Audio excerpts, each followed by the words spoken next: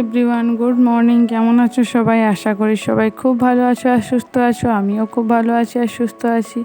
আমার নতুন আরেকটা ব্লগে তোমাদের সবাইকে ওয়েলকাম জানাচ্ছি। আই হোপ আজকের ব্লগটা তোমাদের অনেক ভালো লাগবে। সম্পূর্ণ ব্লগটা দেখার অনুরোধ রইল। আমার ছোট্ট ব্যালকনিটায় অনেকগুলো গাছ লাগিয়েছি আর সেটাই তোমাদেরকে আমি দেখালাম।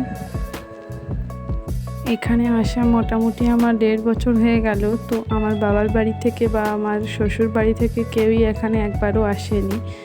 তো কাল আমার শ্বশুর বাড়ি থেকে আমার শ্বশুরমশাই এবং আমার শাশুড়ি মা দুজনেই আসছে। তো খুবই আনন্দ হচ্ছে আমাদের।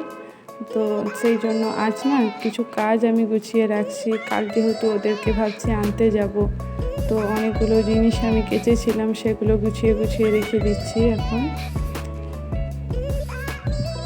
আর ওদের আসার মেইন কারণ হচ্ছে কি জানো তো, আমাদের এই বাড়ি কোয়ার্টার থেকে কামাখ্যা মন্দির খুবই কাছে। তো মা বাবা ভাবছে যে কামাখ্যা মন্দির একবার দর্শন করে আসবে, সেই জন্যই আর কি কোয়ার্টারে আসা। তো আমাদেরও খুব আনন্দ লাগছে, কারণ তারা প্রথমবার আমাদের কাছে আসছে আমাদের ছোট্ট কোয়ার্টারে। তো আশা করছি আমি সব দিক বজায় রেখে সব কিছু ঠিকঠাকভাবে সামাল দিতে পারবো। তো দেখো, আমি তার পরের দিনের ভিডিও এটা।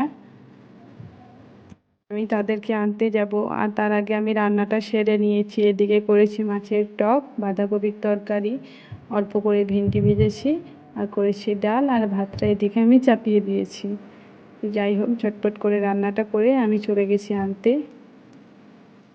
এই দেখো, আমরা স্টেশনে চলে এসেছি,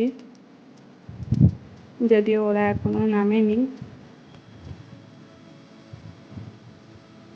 এদিকে তোমরা নিশ্চয়ই লক্ষ্য করেছো, আমার ছেলেকে আমি ফুল ড্রেস পরিয়ে নিয়ে এসেছি, কারণ কাল রাত থেকে দেখছি ওর জ্বর এসেছে, শরীরটা ভালো নেই। তো সেই জন্য ভাবলাম ওকে ফুল ড্রেসই পরিয়ে নিয়ে যাই। আর সকালের দিকে দেখলাম গাটা হালকা গরম রয়েছে, আর যেহেতু আমি যাব, তা ওকে নিয়ে যাব না, এটা তো হয় না, ওকে কার কাছে এবার রেখে যাবো। সেই জন্য বাবা বললো ওকে ফুল ড্রেস পরিয়েই নিয়ে যাও, কোনো অসুবিধা নেই। তো দেখো, চলে এসেছি আমরা, আমার টাইমও হয়ে গেছে। আমার ছেলে প্রচণ্ড পরিমাণে খুশি, আমরাও খুব খুশি। আমার ছেলে তার দাদু ভাইকে এবং ঠাম্মিকে এতদিন পর দেখতে পাবে, মোটামুটি 3 মাস পর। তো আমার ছেলে খুবই আনন্দ। ও ওয়েট করে আছে যে কখন ওরা নামবে। আর এদিকে দেখো, ট্রেনে চলে এসেছে। যাই হোক, আমাদেরকে একটু দৌড়াতেও হবে, কারণ আমরা মাঝের দিকে দাঁড়িয়েছি। আমরা বাড়ি যাই, মানে বাড়ি যাওয়ার আনন্দ বা বাড়ি থেকে কেউ আসার আনন্দ, দুটোই কিন্তু একই।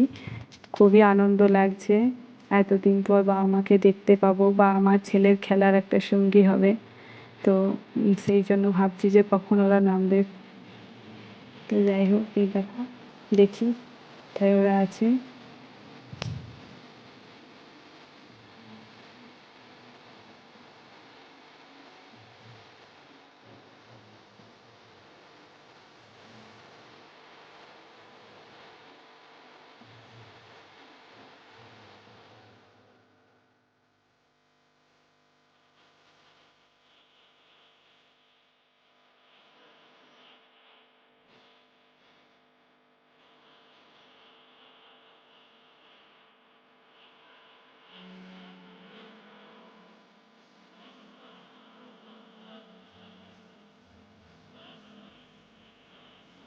এই দেখো, ওরা নেমে গেছে আর আমরা ওদেরকে দেখতেও পেয়ে গেছি।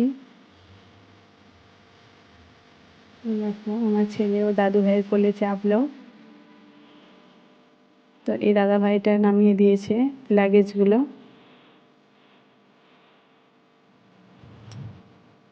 ভিডিও করা হয়নি। তারপর ওদেরকে বাড়িতে নিয়ে এসে স্নান টান করে খাওয়া দাওয়া করে বিকালের দিকে গিয়েছিলাম একটু নদীর দিকে ঘুরতে বাবা মাকে নিয়ে, কারণ নদীতে না প্রচণ্ড জলটা বেড়েছে, মানে বান এসেছে, এরকম একটা ব্যাপার আর কি।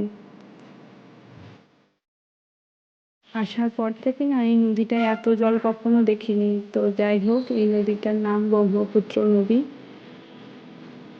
তো আর তোমরা ভিডিওতে দেখবে হয়তো, নদীটাতে প্রায় দিন বিকালের দিকে আমরা ঘুরতে আসি, তখন জলই থাকে না। আমার বেটা আর কি বালির মধ্যে খেলা করে, আর এতটা পরিমাণে জল বেড়েছে যে আর একটু জল বাড়লে হয়তো বাড়ির দিকেই চলে যাবে, মানে রাস্তা ওপারেই চলে যাবে। ওখান থেকে আসতে আমাদের সন্ধে হয়ে গিয়েছিল। এসে ঠাকুরকে প্রদীপ দেখিয়ে আমি রাত্রের খাবারটা বানানোর জন্য রেডি হয়ে গেছিলাম। তো আজকে রাত্রে ভাবছি বানাবো রুটি আর মাটন। তো যাই হোক ঝটপট করে আমি বানিয়ে নিই, তারপর আমি ছেলেকে একটু পড়তে বসাবো। আর মায়ের শরীরটা না একদম ভালো নেই, কারণ ওই এতটা ট্রেন জার্নি করেছে, তারপর ভালো ঘুমও হয়নি ট্রেনে। তো সেই জন্য